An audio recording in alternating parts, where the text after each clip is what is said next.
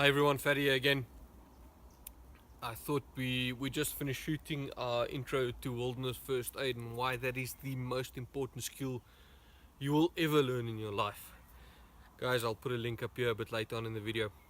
So this one is my top 10 most favorite wilderness or backcountry tools I've used thus far. Now I'm open to finding a new favorite, and for the sake of keeping it as short as possible, I stuck to 10. But just guys, yeah, I think anybody that watched the one day tactical backpack video knows it's almost physically impossible for me to make a short video, so I'm gonna try. My top 10 favorite or essential backcountry items. Now guys, I'll put a link down in the bottom of the description to our three articles I wrote about your 3 level of rural patrolling or anti-poaching, and this get all spread out throughout the 3 levels. So this is just my 10 favorite items. So item number 1 is my Glock 19. I've been carrying this girl now since 2012, every single day. So 9mm, guys, with a bit of practice there's really not much you can't do firearm wise with a 9mm, especially on shorter ranges. So yeah, my Glock 19 with my Enforce APL is my number 1. Then number 2 is my flashlight. It's a Petzl Tactica. Reason I love this flashlight so much, it's got a few settings, but it's got a red filter on it, which is for me essential when it comes to working at night or general admin duties around camp. Saves your night vision. Point number 3, item number 3 is actually 2 items. Like I said, guys, I'm physically incapable of making short video, and top 10 is just kind of me saying I'll keep it under 20 items. It's actually 2 items, and it's 2 fire items. You'll see I keep them in different pockets. One is a ferricium rod, a ferro rod. This is actually a new one, a Cochlins. I haven't used this one much, so still kind of testing it. We'll do a fire starting video a bit later on, and then your standard little big lighter with some duct tape around it. Guys, again, this is, go have a read it on again, guys. Yeah, just go read up on our articles on rural patrolling kit, and a lot of this will make sense a bit more there.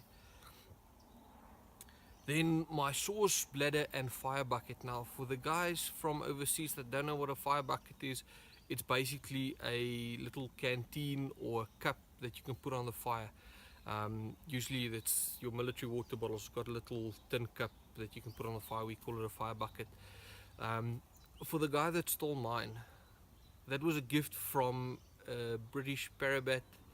I hope you get diarrhea. The other item that goes with that is my sauce bladder, 3-liter bladder. You can see how that thing has been through the wars. That was the very first water bladder I've ever bought, and it's still lasting, so I'm quite happy with that. Item number 5, again, that's actually 2 items.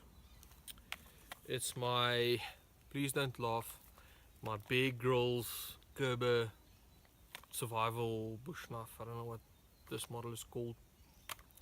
Now this ferro rod, if you guys can see that, I have actually used quite a bit. Same with the blade, it's a bit rusty, but this thing has been through every single anti-poaching deployment I've ever been on, and course that I've instructed. This thing is absolutely amazing. It just can't die. And then the other one to that is my CRKT. You guys have seen this in the EDC part 1, so that always goes with me, doesn't matter where I go. Number 6, item number 6 is my Poncho. Rothko Poncho, BDU, or I think no, for Woodlands. Sorry, Woodlands camouflage. I used to carry a ripstop top as well, or basher for our British friends. But now this is my go-to, as I can hike out with it and make a shot. That's pretty versatile. Then number 8 of my all-time favorite is my Magnum Boosh machete or panga. Reason why this is on here now, this is not your standard cheap panga or machete. Reason why this is one of my favorite, my very first proper bush work I ever done as a trails guide in Mozambique. I bought this not knowing what we're gonna face, what's the terrain gonna be like, never been there before. So and we weren't allowed to carry firearms as we weren't Mozambican citizens, and we had to rely on park rangers there with very rusty questionable AK-47s. So I bought this guy kind of as a wilderness tool and as a self-defense tool. If it works for a million other Africans, it can definitely work for this African. So yeah, arguably one of my favorites. Then my number nine is actually also 2 items, but I'll classify it as one item as headwear. My Shemach and my bush hat. Again, my wife loves this hat, for everybody that doesn't know. Yeah, my Shemach, very versatile, just keeps everything out of keeps you warm, keeps you in the shade, first aid, survival. We'll do a full video on the Shemach. And then item number 10 is my 40-liter backpack. Now I've had this girl since 2012. I was still guiding and I need something to carry a bit more medical kit, as I was already a medic then, and I needed to carry extra water for clients as we were doing trails and so on.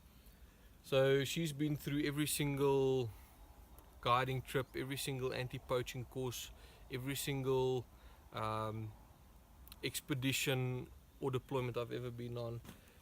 She's actually starting now to show some wear and tear. And I actually bought this because I was planning on buying a camelback. This is not a camelback. This is, I think, a Pro Force. And I bought this thinking that I'm gonna upgrade because this was cheap.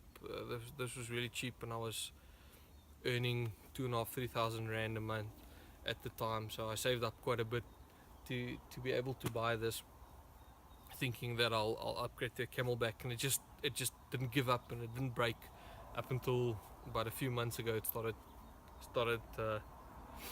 going on me. So yeah, number 10, arguably one of my most versatile and most favorite pieces of kit right there. Guys, yeah, you'll see I didn't include first aid in here. I was just talking tools. We'll do first aid for the backcountry at a later video. Again, guys, stay safe, be vigilant, go out there and enjoy the wilderness.